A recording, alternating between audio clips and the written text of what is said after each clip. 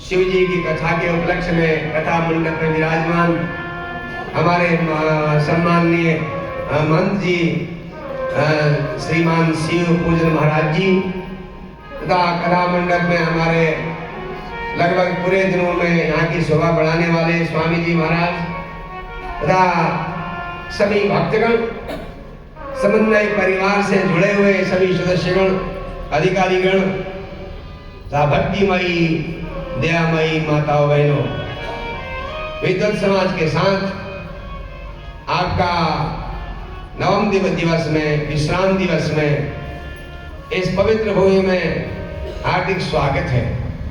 आइए हम कथा आरंभ करें। अभी तो कितना बजने वाला है? 11:15 हो रहा है, तो लगभग 1 घंटे हम कथा करेंगे। तो 1:45 तक भी 10 मिनट जो है हमारे सम्मान आदि के लिए चाहिए, तो 1 बजे से भंडारे का समय होगा।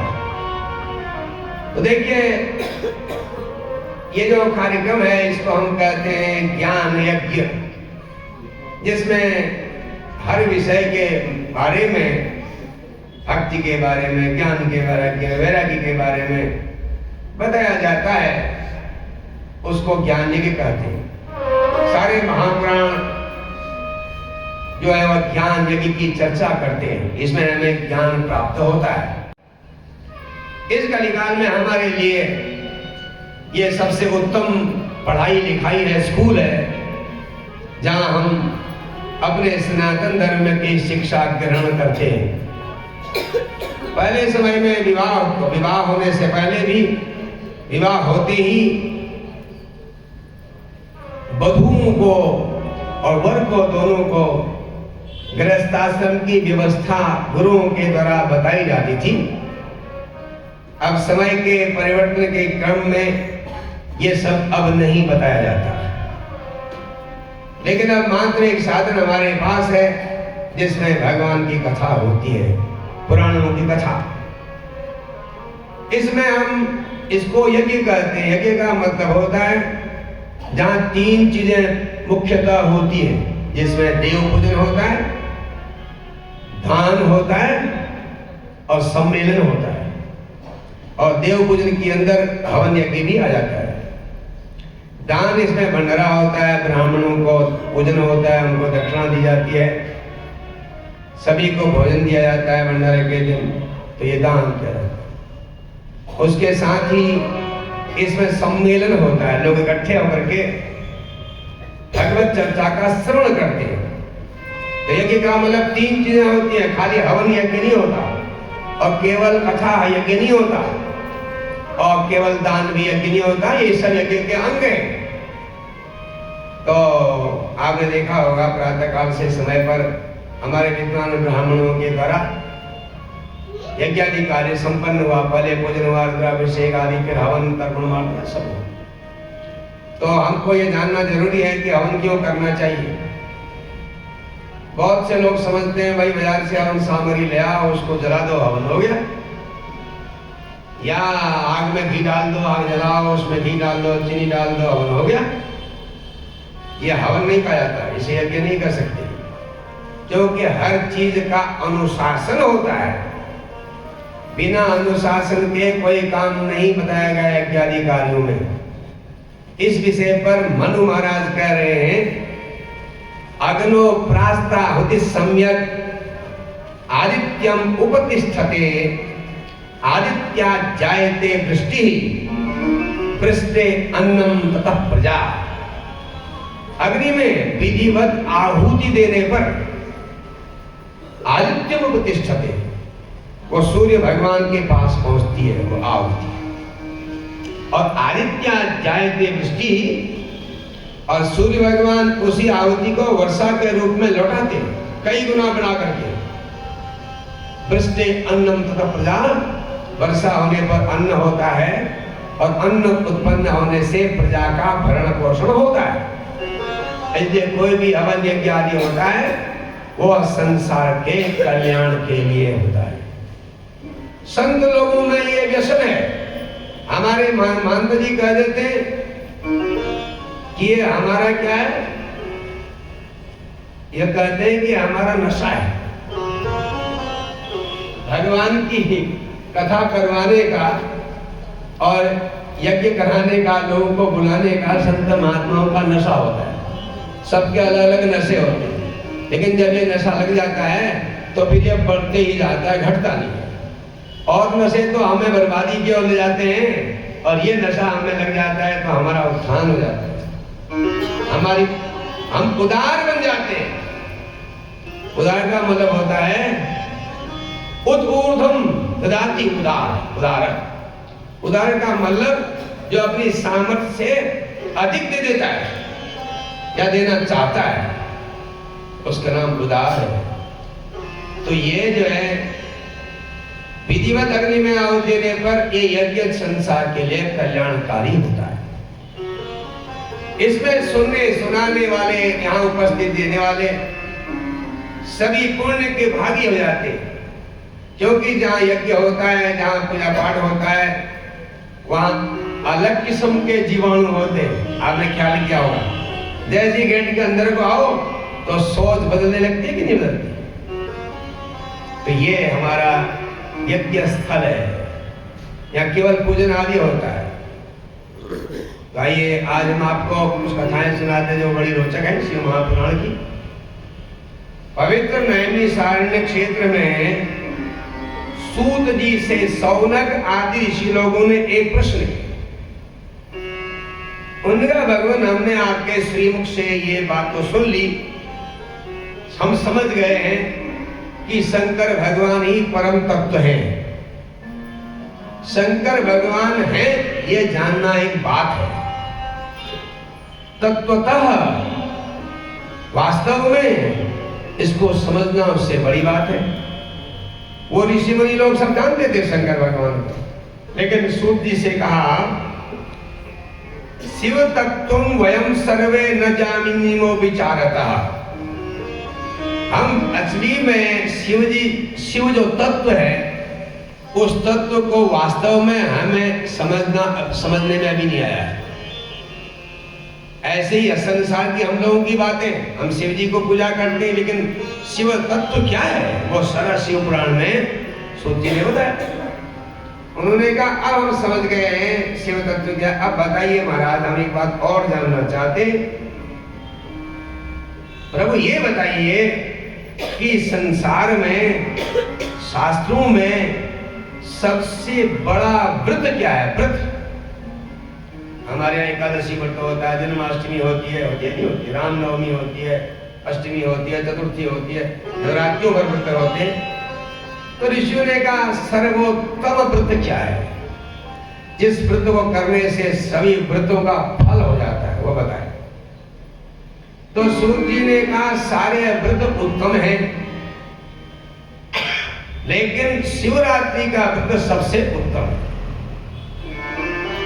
शिवरात्रि के दिन ही निर्गुण निराकार पर ब्रह्म परमेश्वर ज्योतिर्लिंग के रूप में पहले प्रकट हुए थे, इसलिए उसे शिवरात्रि कहा जाता है। ब्रह्मा विष्णु जी को ज्योतिर्लिंग स्वरूप पर ब्रह्म परमेश्वर ने दर्शन दिए। तो ऋषियों ने कहा भगवान कथयस्व महाबाहो केनैव फलमुत्तमम् अज्ञानतश्च कृत्वा हि प्राप्तं किं च वदाधुना। हे सूत जी, हमें ये बतावे, क्या अनजाने में भी किसी ने ये शिव जी का व्रत किया है? और बिना जाने समझे, बिना समझे अगर किसी ने शिव जी का ये व्रत कर दिया हो तो उसको क्या लाभ मिला है संसार में? हम ये जानना चाहते हैं। तो सूत जी ने कहा हम आपको एक अति प्राचीन इतिहास सुनाते,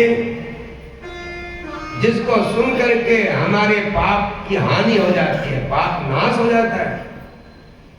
प्राचीन समय की बात है, एक भिल्ल रहता था जंगल में, भील से कह देते हैं।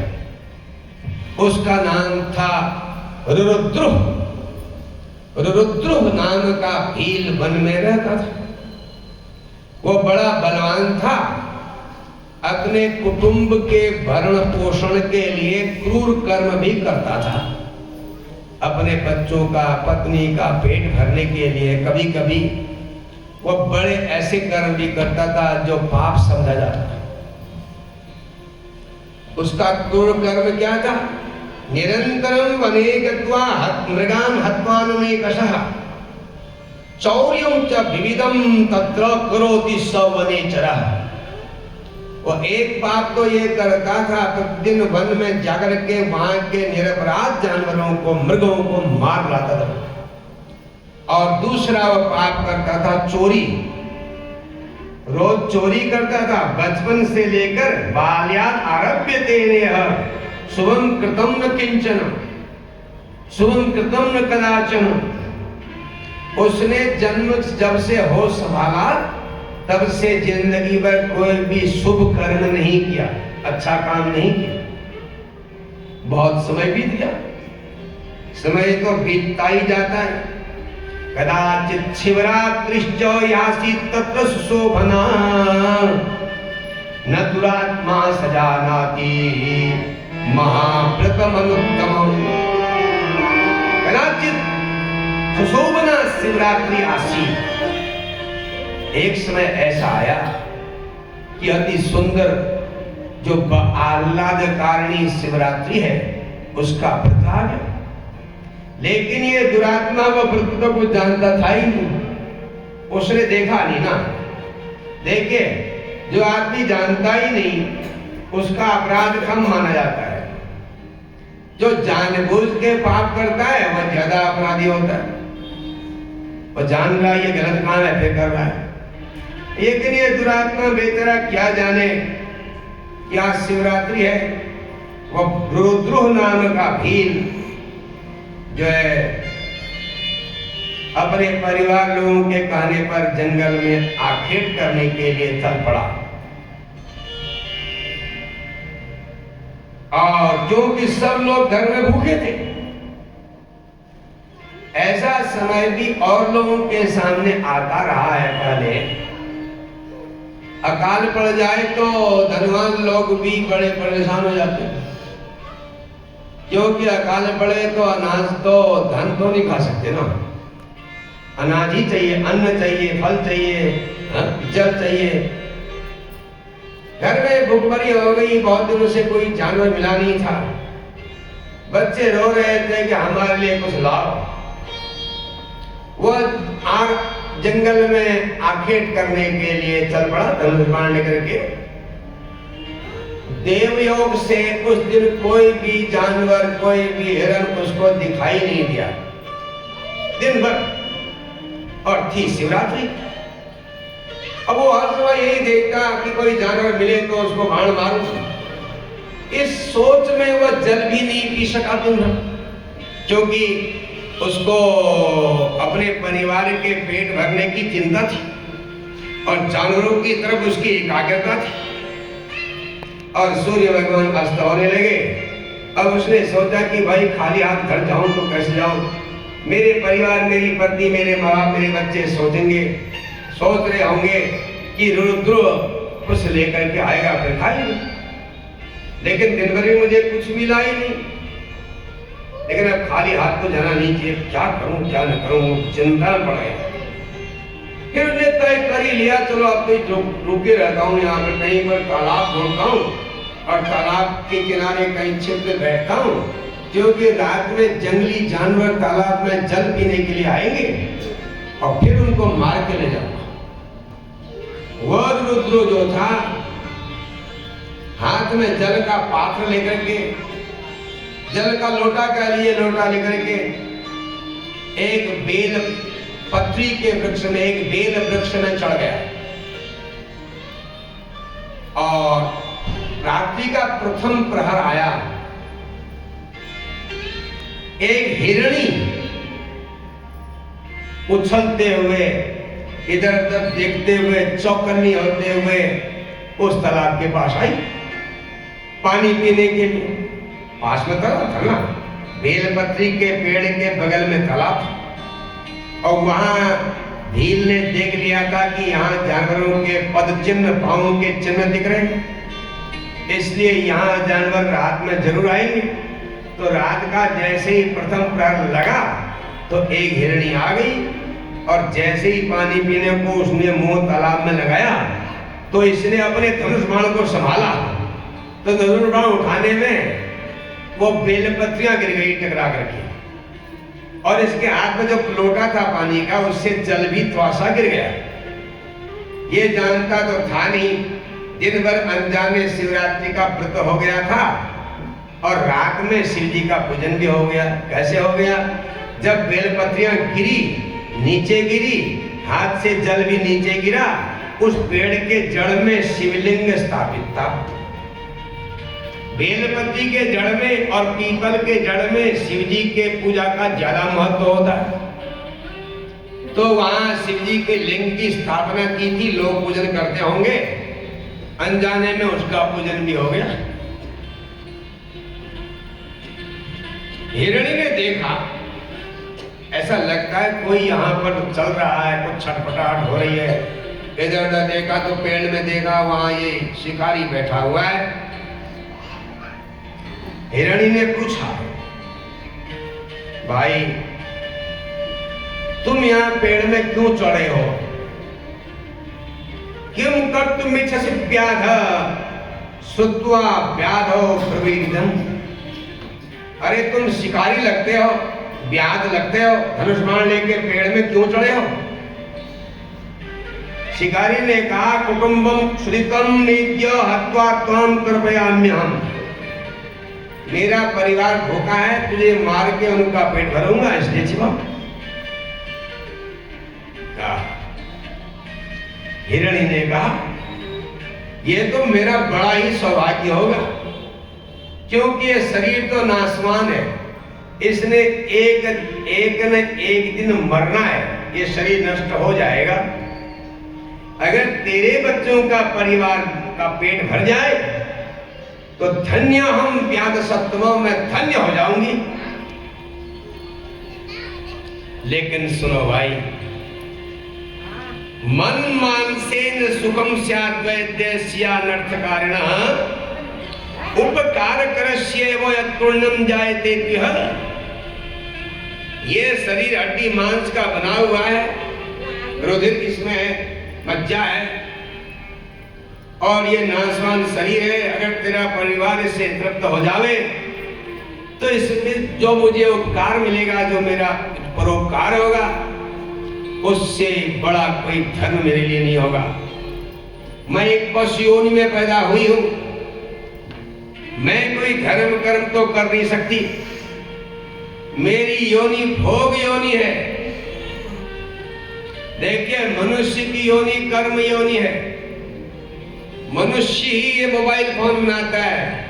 पहले ग्रामोफोन बनाया, फिर रेडियो बनाया, फिर टीवी बनाया, अब फोन बना दिया नए किस्म का, अब और नया बनते जाएगा। हवाई जहाज बना दिए, जेट बना दिए, जेट विमान बना दिए, लड़ाकू विमान बना दिए, अणु परमाणु ये सब बना दिए। अब बनावटी आदि बनाने में लगे हैं। ये किसका दिमाग है? ये मनुष्य की तो बुद्धि है। किसी कुत्ते ने कोई फोन बनाया आज तक कोई?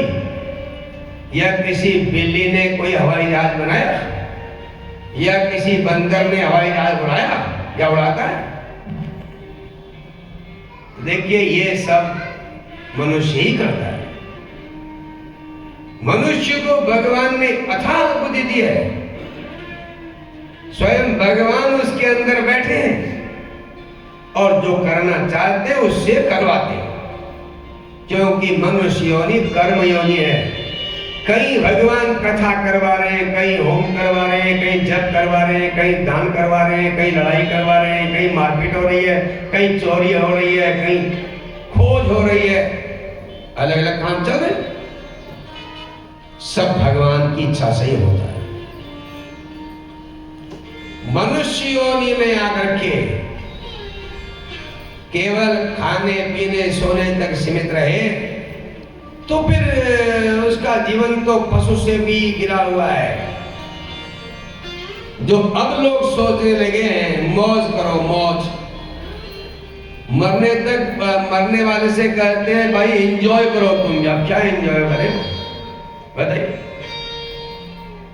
खूब खुश रहो। हमने बहुत से बच्चों से सुना, माँ बाप को कहते हैं मरणासन हो रहे हैं, खुश रहो पिताजी, आप बेमतलब परेशान हो रहे हो। अब वो पिताजी की परेशानी क्या है वो क्या जाने।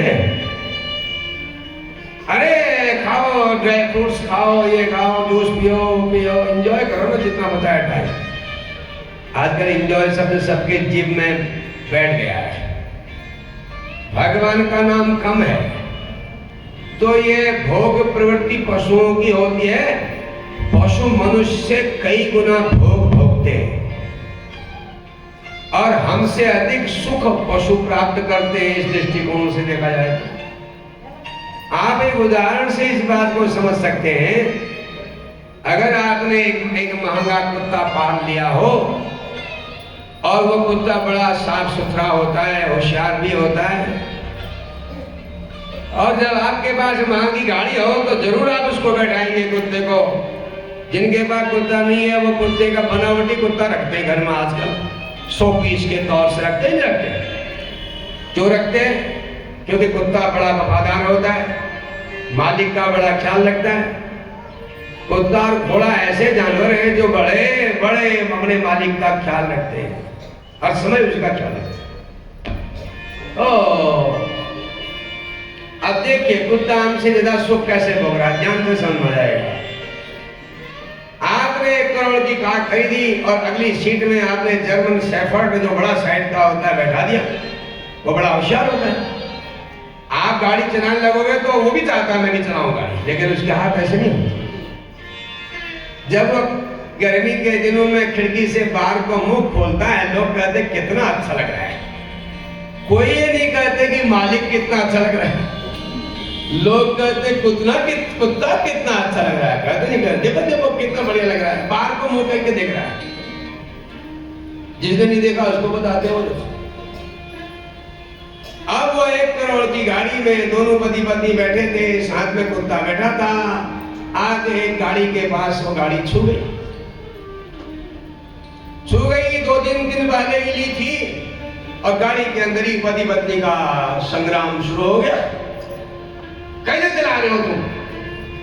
उन्हें नाश कर दिया सब। तो उनका झगड़ा होने लगा, गाड़ी में खरोंच लग गया। गाड़ी चलेगी तो खरोंच मिलेगी, लेकिन अब रात भर घर जाके दोनों को नींद नहीं आई। आदमी ने भी सोचा मुझसे क्या गलती हो गई, क्या कुत्ता भी रोता है उस चीज के लिए?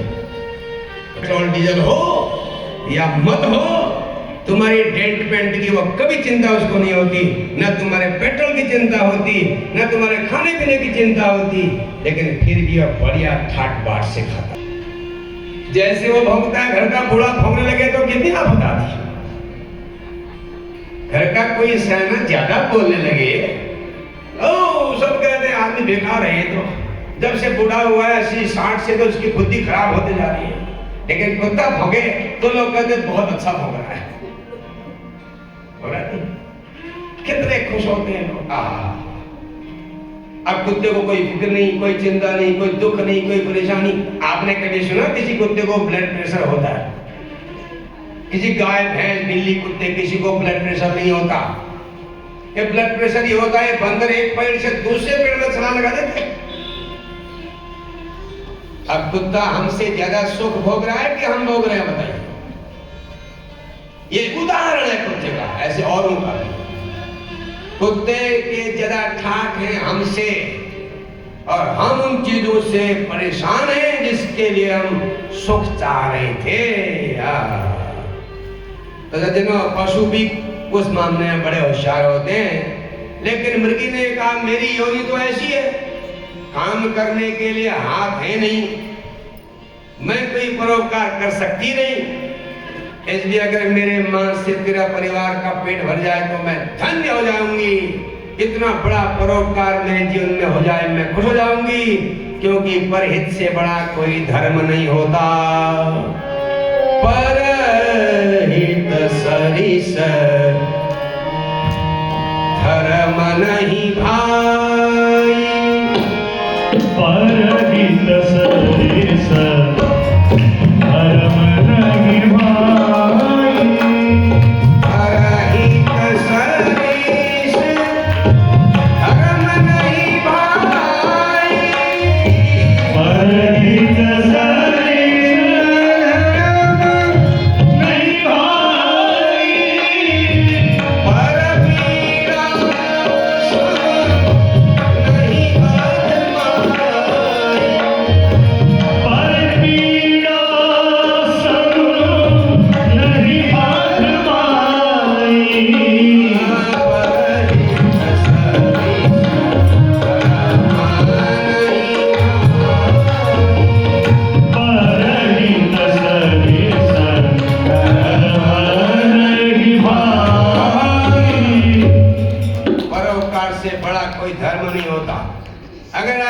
पूजा उपासना नहीं कर पाते, केवल परित का ध्यान रखते हैं, तो वह भी भगवान की पूजा है, वो भी पूजा का एक अंग है।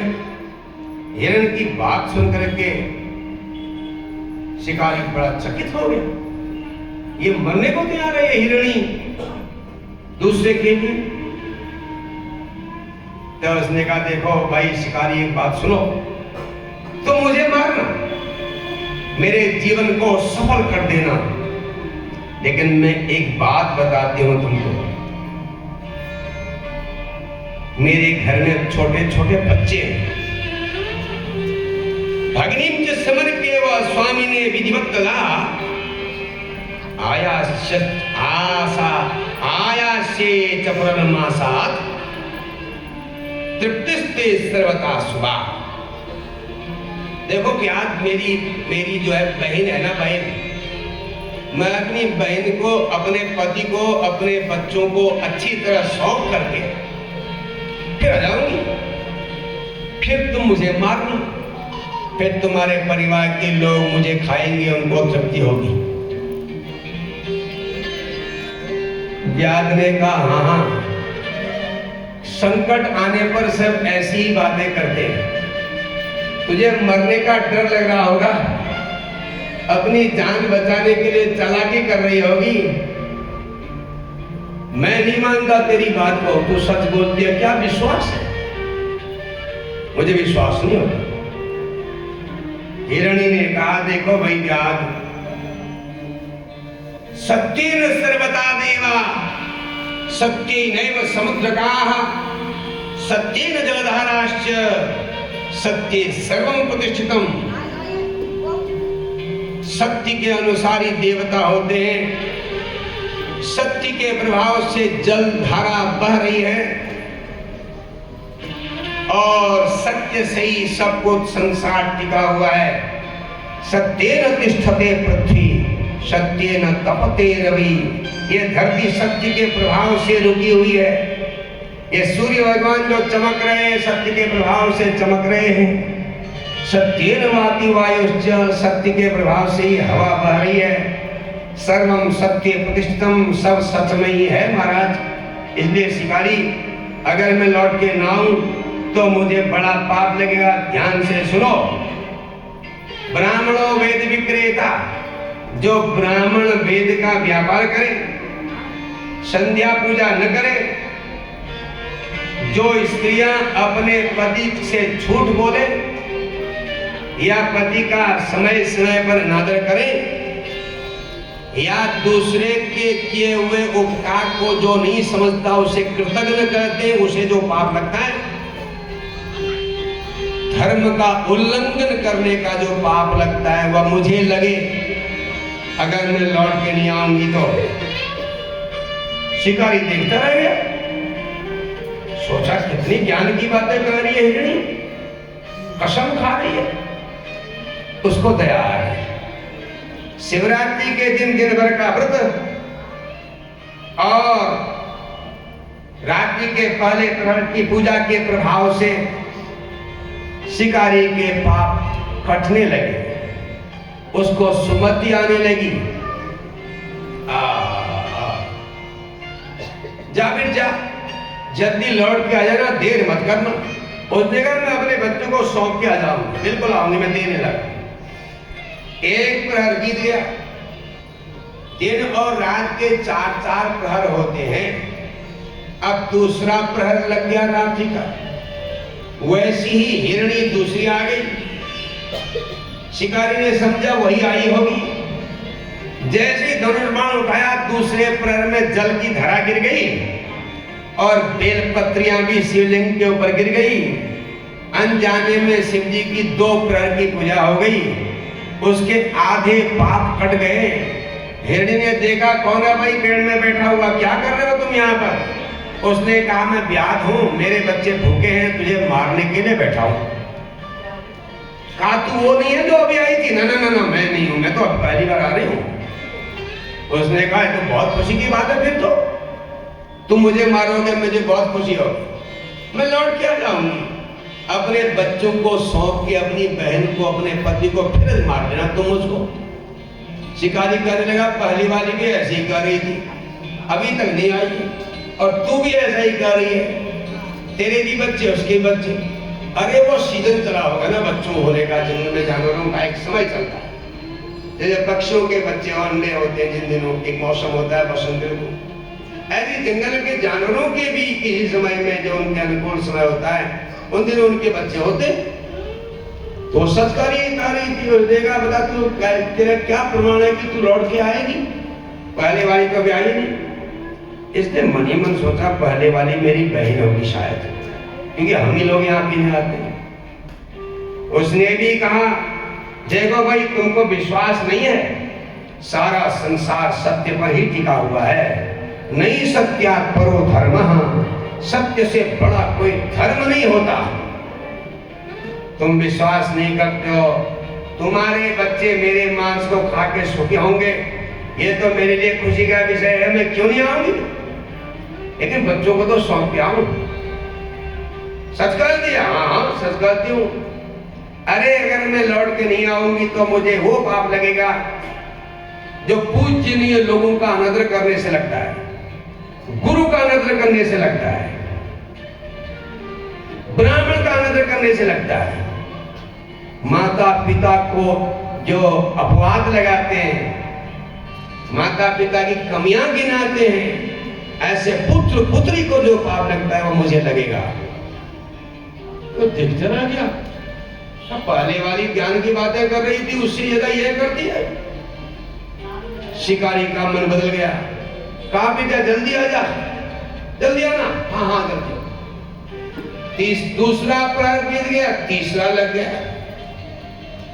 अब आप सोचिए जब वो घर जाएंगी, बच्चों को सौंपेंगी, तो वो कोई एक चुटके का काम थोड़ी है। यहाँ से हमको दिल्ली जाना हो, बरेली जाना हो, कितनी तैयारी करनी पड़ती है। उनको तो पूरी जिंदगी छोड़नी है, अपनी बच्चे छोड़ने हैं, पूरे पति छोड़ना है, तो तैयारी करके वो आ रही होगी। अब तीसरा प्रहर लग गया, अब हिरणिया तो नहीं आई, मोटा ताजा हिरण आ गया।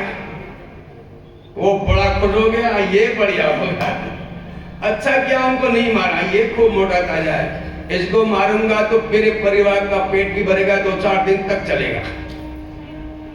बहुत अच्छा हुआ, एकदम धनुष बना उठाया, फिर टकराया धनुष, बेलपत्रियां फिर गिरी, और हाथ में पानी का लोटा था ही, उससे घड़ा पानी की भी गिर गई कीड़ा हाथों में से।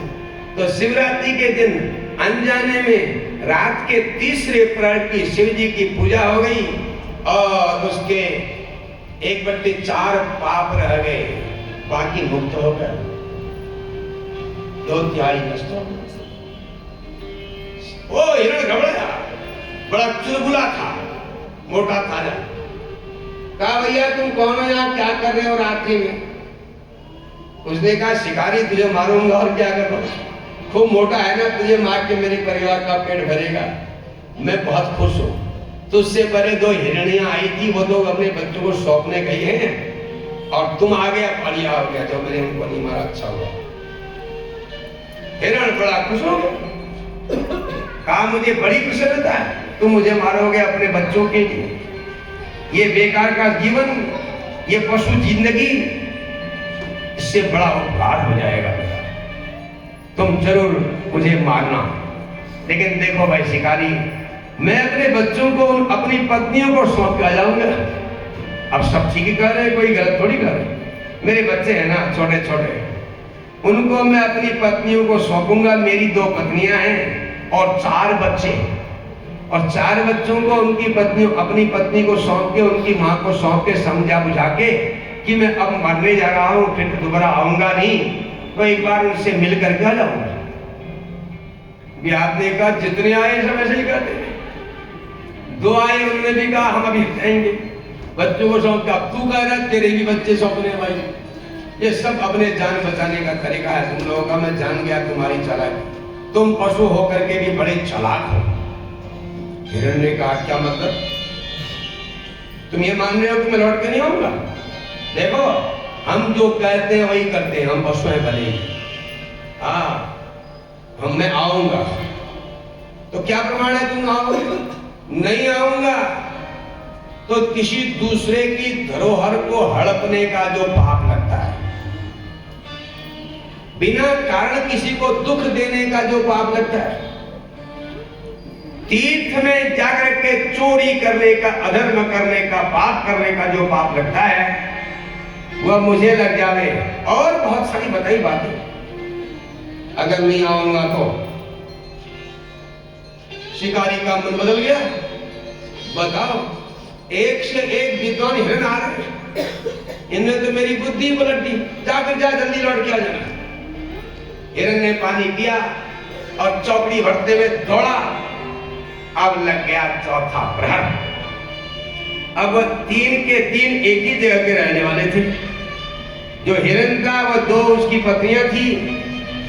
बड़ी वाली पत्नी ने कहा, जो सबसे पहले आई थी, उसने कहा देखो भाई, मैं ये अपने बच्चों को सौंपने आई हूं, मुझे तो मरना है।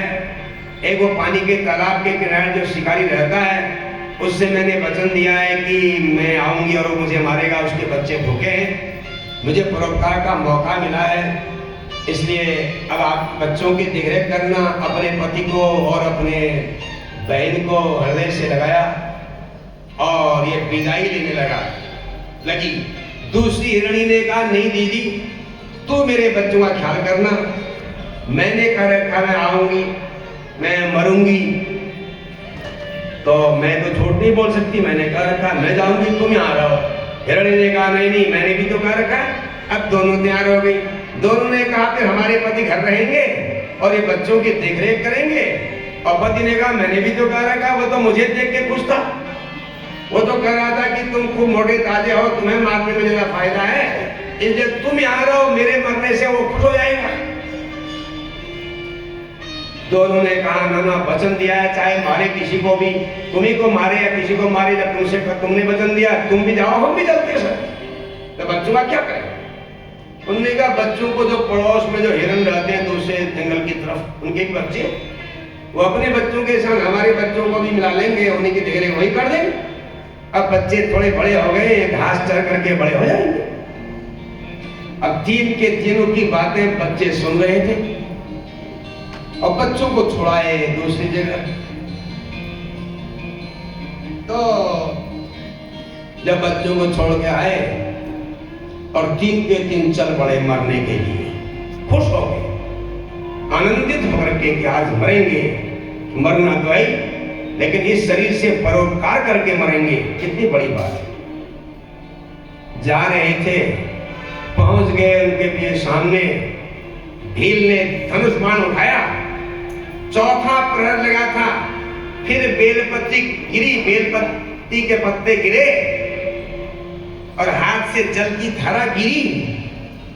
स्वयं तो रात भर भी पानी नहीं पिया उसने, क्योंकि वो जानवरों के ध्यान में एकाग्र था। अब आएंगे तब भूला हुआ था और दिन भर वृद्ध होने से उसके अंदर ऐसा सामर्थ्य आ गई थी। अरे ये क्या, 3 तो आए थे, पीछे से बच्चे भी आ गए, 4 के 4। बच्चों ने कहा हम भी तो मरेंगे, हमारा कल्याण चाहिए हमको, हम जिंदे रह के क्या करेंगे, माँ बाप तोड़ने के लिए जा रहे हैं, हमको भी करना चाहिए। अब वो शिकारी चौथी बार धनुष बाण को उठाया, पानी तो गिरा लेकिन उसका हाथ रुक गया। हिरण ने कहा व्याध हमको मारो, हम तुमने वचन दिया था ना, हमको मारो। बच्चे कह रहे हमको ही मारो, हमें धन्य करो, हमारा जीवन सफल कर दो व्याध। शिकारी ने का हाथ आगे तो बढ़ाई नहीं, धनुष में हाथ बढ़ाई नहीं, हाथ ढीले हो गए। देखता रह गया। इधर जिस शिवलिंग की पूजा की थी वहां पर भगवान शंकर प्रकट हो गए। बोलो शंकर भगवान की जय। व्याध नीचे उतरा, ये कौन है इतने सुंदर?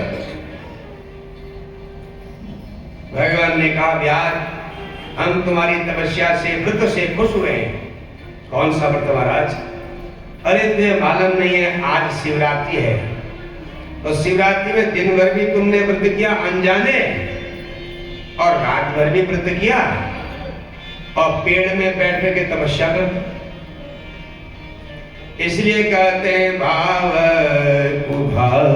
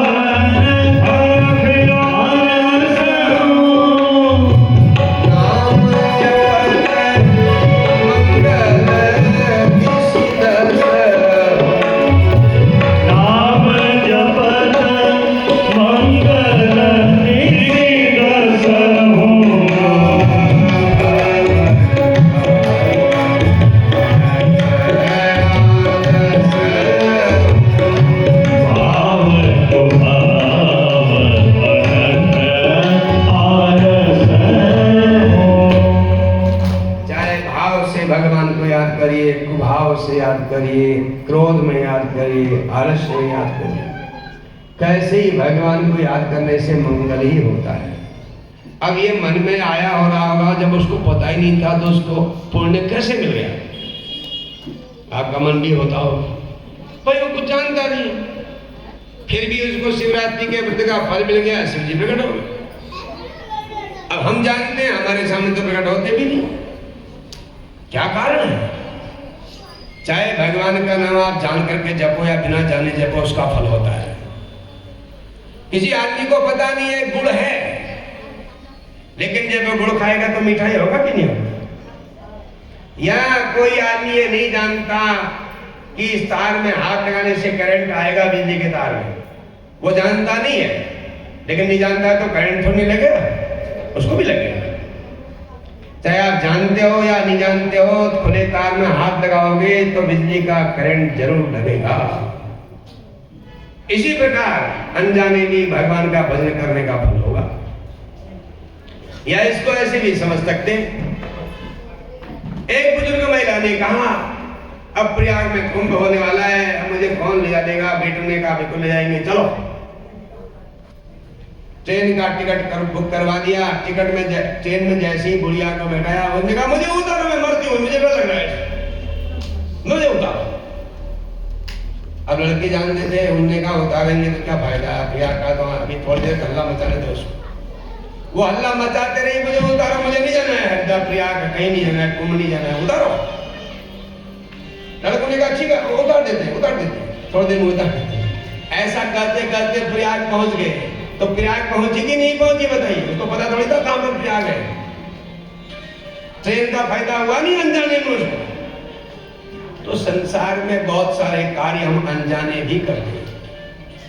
तो सज्जनों, भगवान ने उन हिरणों को अपना शिवलोक दे दिया, और इस व्याध को जो है भगवान ने कहा इस जगह में आज से हमेशा रहूंगा, इसका नाम व्याधीश्वर होगा, और तुम अगले जन्म में गोहराज बनोगे। भगवान राम की सेवा करके तुम्हें मोक्ष प्राप्त हो जाएगा। बोलो महापति महादेव की। थोड़ा समय और है अभी ये कथा और सुनाते हैं। शिव जी की शिवरात्रि की महिमा की एक कथा और है। ऋषियों ने कहा क्या ऐसी कथा और भी है कि पापी लोग भी भगवान का भजन करें तो मुक्त हो जावे? हाँ, ऐसी है।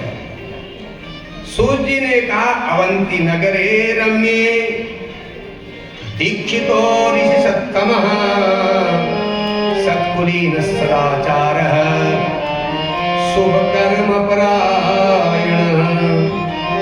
अवंती नगरी मध्य प्रदेश में पड़ती है, जहाँ जो है महाकाल है ना, तो ये महान पुरियों में, सप्तपुरियों में अवंती नगरी भी आती है। वहां एक ब्राह्मण रहते थे जिनका नाम था दीक्षित। बहुत बड़े विद्वान थे, वेद शास्त्रों में परिश्रणार्थ थे, और उनकी पत्नी भी बड़ी धर्मपरायणा थी, धर्मात्मा थी पत्नी भी। पति पत्नी दोनों धर्मात्मा हो जाए तो फिर तो गृहस्थ का सुख बहुत बड़ा मिलता है। पति पत्नी धर्मात्मा हो, पुत्र आज्ञाकारी हो, पत्नी पति का इशारा समझती हो गया था, गृहस्थ जीवन सफल हो गया। इसी को स्वर्ग कहते हैं। यहाँ पत्नी पूरब की बात करे, पति पश्चिम की करे, बेटा उत्तर की करे, बहू दक्षिण की करे, तो यही नरक है। यहाँ भी नरक हो जाता है इसको। तो देखिए, ब्राह्मण बड़े धर्मात्मा थे, उनके दो बेटे थे। एक का नाम वेदनिधि था, ज्येष्ठ जो बड़ा था वो अपने माता पिता का बड़ा भक्त था, उसका नाम था सुनिधि, और छोटे बेटे का नाम था वेदनिधि। उसको पढ़ाया लिखाया, उसके बाद उसमें अवगुण आ गए, उस संगति में पड़ गया। संसर्ग जा दोष गुण भवंती, जैसी संगत में आदमी जाता है वैसे उसमें गुण या दोष आ जाते हैं। ये दुर्व्यसन करने लगा, मदिरा पीने लग गया, और रोजाना जो वैश्याएं थी उनके वहां जाने लगा, उनके नाच देखता था और उनके यहाँ रहता था, उनके साथ खाने लग गया। ब्राह्मण का जो जीवन होता है वो केवल दिखाने के लिए नहीं होता। गले में जनेऊ हो गई, सिर में तिलक चंदन हो गया, लेकिन वो काम अच्छे न करे तो वो तो महापाप है। ब्राह्मण के जीवन में बहुत बड़ी जिम्मेदारी है, वो तपस्या करे, दूसरे की नकल न करे। हमने कहा पंडित जी बहुत अच्छे विद्वान हैं,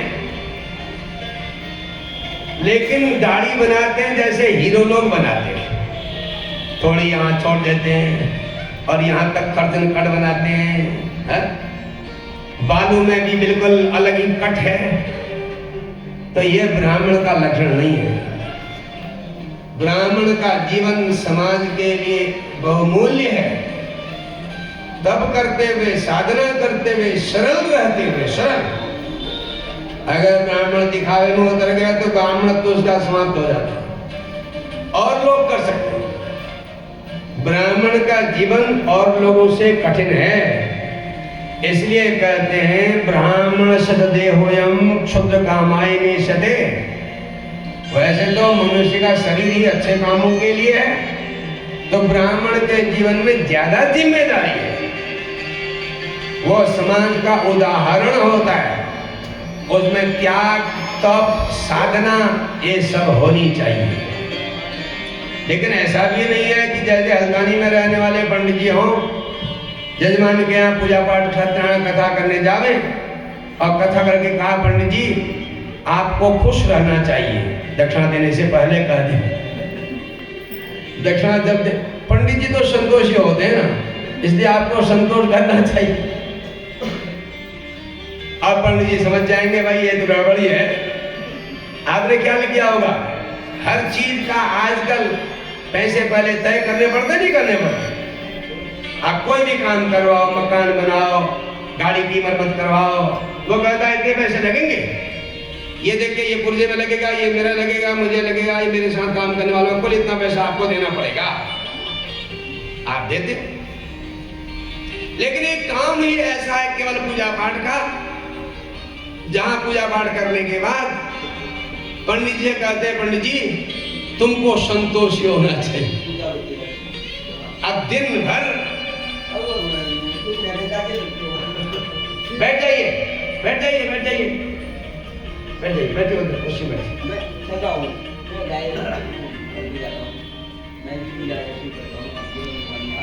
आप तो संतुष्ट रहिए हर समय। अब पंडित जी ने बंद लिफाफा उनके हाथ में दे दिया, पंडित जी ने तो पहले कर रखा, उनको करना भी वैसा ही है। अब घर गए तो 100 रुपए का नोट, बेहोश हुआ नोट उनको मिला हुआ, अधमरा नोट जिसमें कागज चिपका रखा है। अब पंडित जी बेचारे तो बड़ी समस्या में पड़ गए, अपने बेटे से कहते बेटा ये काम तो नहीं करना है तेरे को। तो इसलिए अब ब्राह्मणों का अभाव होते जा रहा है। दूसरी समस्या ये भी है कि आप देखते हैं जो पंडिताई करते हैं पंडित जी के साथ, चाहे वो कितने विद्वान क्यों ना हो, कोई लड़की शादी करने को तैयार नहीं होती। तो कौन बनाएगा बताइए अपने अपने बेटों को पंडित। विदेश में जरूर 10-10 लड़कियां तैयार हो जाएंगी।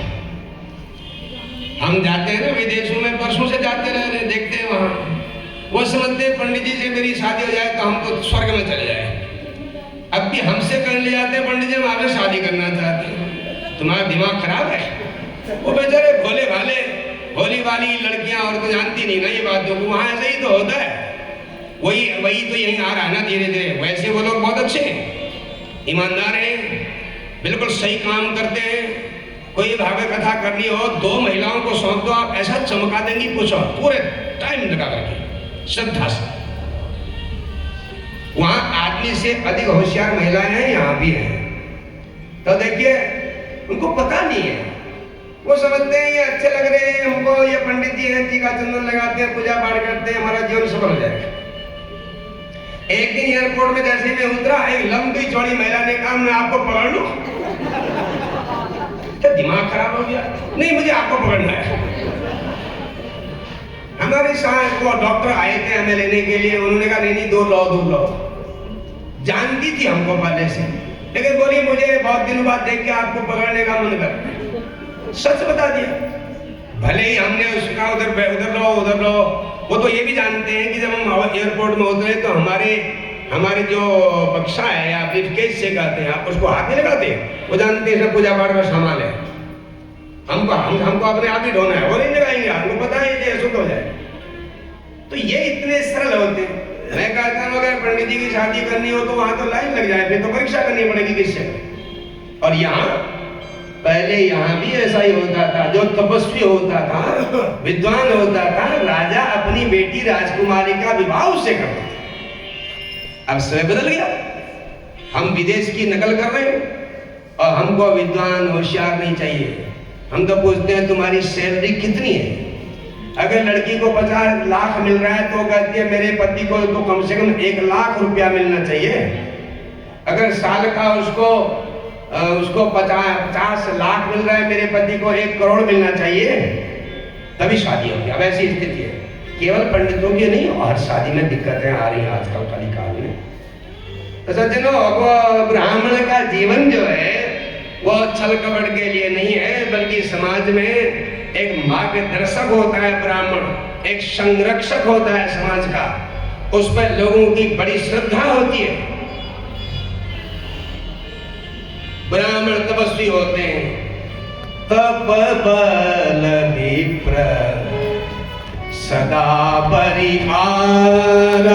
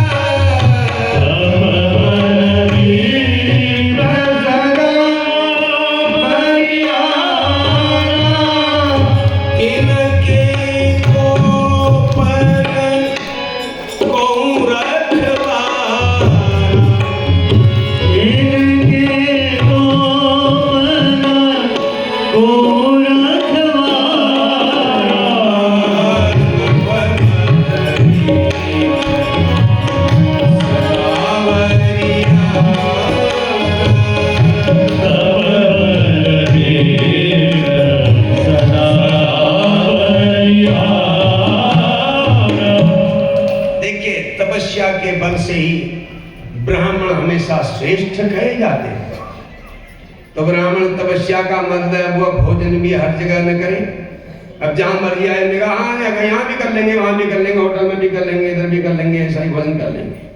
तो ब्राह्मण के जीवन में तप होना चाहिए, वो भोजन अपने हाथ से बनावे अथवा शुद्धता से बने, सात्विक भोजन करे, सात्विक विचार रखे, सभी देवियों को मात्र स्वरूप देखे, मातृवत परदारेषु, दूसरी स्त्रियों को सबको मां की तरह देखे, पर द्रव्येषुलोष्ठवत, दूसरे के धन को मिट्टी पत्थर की तरह समझे, आत्मवत सर्वभूतेषु, अपनी तरह सबको समझे, उसी को ब्राह्मण पंडित कहा जाता है। या पश्यति स पंडितः। तो ब्राह्मण का जीवन तो ऐसे छोटे मोटे कामों के लिए नहीं है ना। लेकिन वो जो दीक्षित नाम के ब्राह्मण थे, उनका बेटा छोटा बेदनिधि वैश्यगामी हो गया, मद्यप हो गया, मदिरा पीने वाला, और भी अवगुण आ गए। एक बार की बात है, दीक्षित ब्राह्मण जी को जो बड़े विद्वान थे, राजा ने अपने राजमहल में बुला करके उन्हें सोने की बड़ी सुंदर अंगूठी दी, जिसमें राजा का नाम भी था। वो अंगूठी अलग दिखाई देती थी। दीक्षित बड़े प्रसन्न होकर के घर आए, अपनी पत्नी को सौंप दिया। पत्नी कहां रखती है वो बेदनिधि देखता रहा। उसको तो पैसे चाहिए, जहां भी मां पैसे छिपा दी थी वो वहां से निकाल के वैश्याओं के हाथ ले जाओ। तो ये जो बहुत महंगी बड़ी सुंदर अंगूठी थी सोने की, ये भी उसकी नजर में आ गई। मां ने जहां संभाली थी वहीं से अंगूठी को लेकर के, और ये बेदनी चल पड़ा वैश्या के घर में, और वैश्या का नाच देखा और वैश्या को वो अंगूठी दे दी, मांगी अंगूठी। वह वैश्या जो थी बड़ी अच्छी नर्तकी भी थी, उसका नाच देखने लायक होता था। एक बार राजा ने अपने यहाँ नाच का आयोजन किया, नर्तकियों को बुलाया। जब ये राजा के आगे नाचते हुए हाव भाव दिखाने लगी, हाथ पांव चलाने लगी, तो राजा की नजर इसकी अंगूठियां पड़ गई। राजा ने देखा ये तो मेरी अंगूठी है जो मैंने पंडित जी को दी थी, ये इसके बाल कैसे आ गई? राजा ने उसको बुलाया और पूछा, बताओ तुम्हारे पास ये अंगूठी कहां से आई? पहले तो वह आनाकानी करते रही, नहीं बताती थी। राजा ने जब कहा कि हम तुझे कारागार में बंद करेंगे, तो डर के मारे बता दिया। कहा जो दीक्षित नाम के विद्वान ब्राह्मण हैं, उनके जो पुत्र हैं वेदनिधि, वो मुझे पसंद करते हैं, वो मेरे पास आते रहते हैं। मेरे नाच को देख करके खुश होकर के उन्होंने ये अंगूठी मुझे दी है। राजा ने कहा ये अंगूठी हमारी है, देख रही हो इसमें हमारा नाम है। वो कांप गई, डर गई। राजा ने अंगूठी ले ली और नर्तकी को उचित पुरस्कार दे करके भेज दिया अपने घर। उसके बाद दीक्षित पंडित जी को बुलाया और पंडित जी आए और कहा, पंडित जी आपसे एक विनती है, हमने एक बार आपको एक सोने की अंगूठी दी थी जिसमें हमारा नाम लिखा हुआ था, वो जरा हमें दिखा देंगे आप? अब पंडित जी ने कहा घर जाना पड़ेगा, मैं मांग के ले आता हूँ घरवाली से। घर आए, घरवाली से कहा, देवी जो वो अंगूठी राजा की देवी तुझे दी थी वो मुझे देना तो जरा। अब बेचारी ब्राह्मणी घर में कहाँ ढूंढते रही, वो क्यों मिले अंगूठी? वो तो बेटा ले गया था ना पहले ही। उसने कहा मिलती नहीं, तो उसने कहा तो बड़ी शर्म की बात है, मैं राजा को क्या जवाब दूं? अब कहा ये कहना मिल नहीं रही। गए राजा से कहा, राजन वो अंगूठी पता नहीं कहाँ खो गई, मैंने अपनी पत्नी को सौंपी थी और पत्नी ने पता नहीं कहाँ रखी और भूल गई या किसी ने छोड़ दी, पता नहीं क्या हुआ है। राजा ने कहा देखो ये अंगूठी आपकी। अब पंडित जी बड़े अच्छे में पड़ गए, आपके पास कहाँ गया? आपके पास वहां से कहाँ आ गई? आप तो मुझे दी थी। कहा पंडित जी आपका चेला, आपका बेटा बिगड़ चुका है, वह वैश्यागामी व्यभिचारी हो गया है। आपके बेटे ने ये अंगूठी उस नर्तकी को दे दी थी जिसको राजमहल में नाचने के लिए बुलाया था, जिस वैश्या को। पंडित जी के तो पैरों तले जमीन ही खिसक गई, बड़ी बेइज्जती हो गई। आपसे कोई ये कहे कि तुम्हारा बेटा ऐसे काम करता है तो कितनी शर्म हो जाएगी बताइए, और वो भी बड़े विद्वान का बेटा। घर से माँ बाप और बड़े भाइयों ने मार के इसको निकाल दिया, धक्का देके पीटा को। माँ ने भी, पिताजी ने भी, बड़े भाई ने भी इस वेदनिधि को खूब पीटा। जब इसकी खूब पिटाई हो गई, इसको लगा यहाँ रहना खतरा है, दूर तक वो चुंगी तक भाग गया इसको। फिर दोबारा आएगा, यहाँ तेरा हाथ पांव तोड़ेंगे। चले गया। बस ऐसे ही समय बीतता रहा, मांग के खाता रहा। एक दिन शिवरात्रि आ गई, इसको होश ही नहीं शिवरात्रि है। लोगों के घर में मांगने लगा, लोगों ने कहा आज शिवरात्रि है, भोजन बनाया ही नहीं, अभी तो शाम को फलाहार होगा। तो ये दिन भर भटकता रहा, भूखा रह गया, प्यासा रह गया। इसने देखा शिवरात्रि है, शिव जी के मंदिर में लोग पूजा करने जाएंगे, रात के 4 प्रहर की पूजा होगी। अब लोग, शाम का समय शुरू हो गया, लोग जो थे विभिन्न प्रकार के पकवान, हलवा, पूरी आदि बना करके शिव जी को चढ़ाने के लिए, शिव जी को प्रसाद के रूप में देने के लिए ले गए। और उसको सुगंध लगती थी, जो बर्तनों में सामान जा रहा था ना, रास्ते में सोख करके उनके पीछे चल दिया। और वहां देखा लोगों की भीड़ लगी है, बड़े बड़े परातों में, थालियों में, सोने चांदी की थालियों में हलवा, पूरी, बड़े विभिन्न प्रकार के पकवान, मिठाइयाँ। अब ये भी बैठ गया। अब रात में 4 प्रहर की पूजा हुई।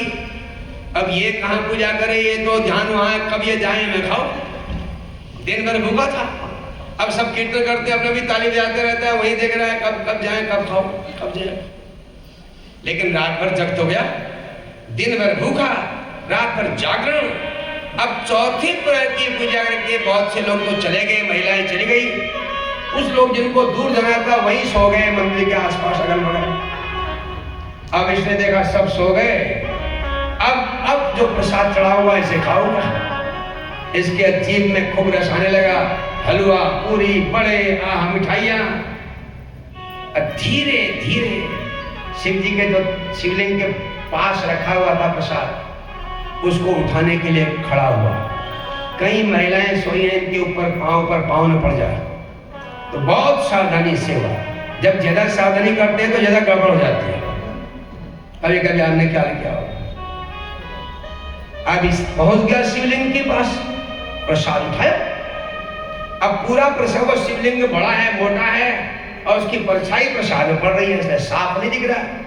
सम्यक अन्नम न दृश्येत, सम्यक अच्छी तरह से अन्न नहीं दिखता। तो उसने क्या किया, पहले सब लोग पगड़ी बांधते थे अपने सिर के बचाव के लिए, सभी सनातन धर्म में सब बांधते थे पहले।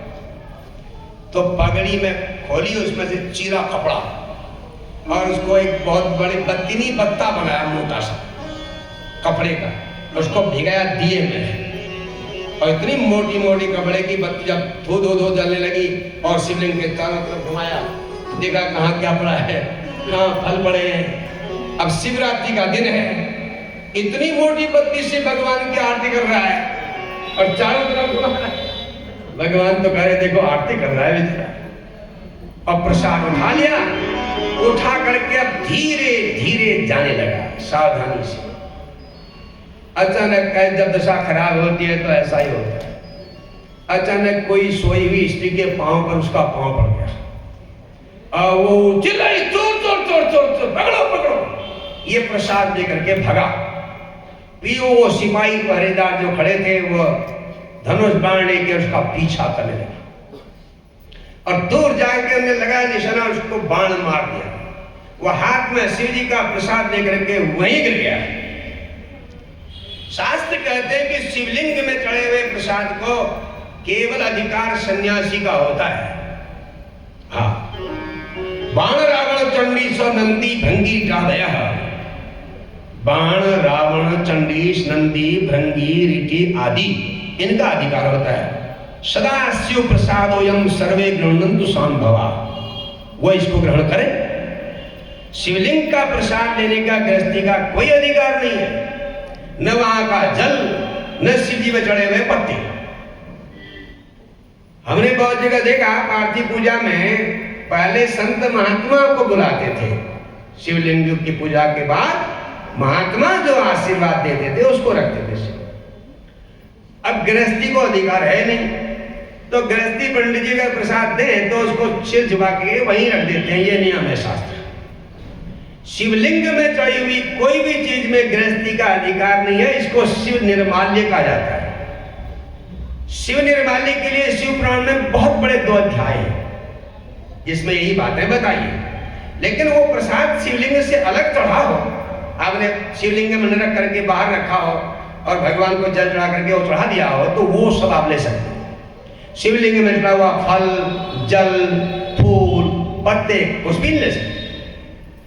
लेकिन इसने लिया था, ये तो अनजाने में ये प्रसाद भूखा था, भग रहा था, बाण लग गया, मर गया।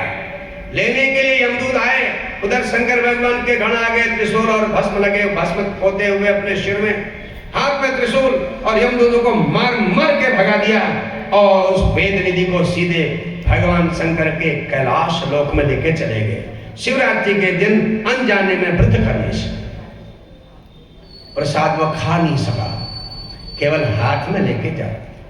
तो आइए, हमारे जो है कथा के विश्राम का समय हो गया है। आपने बड़े प्रेम से कथा श्रवण किया।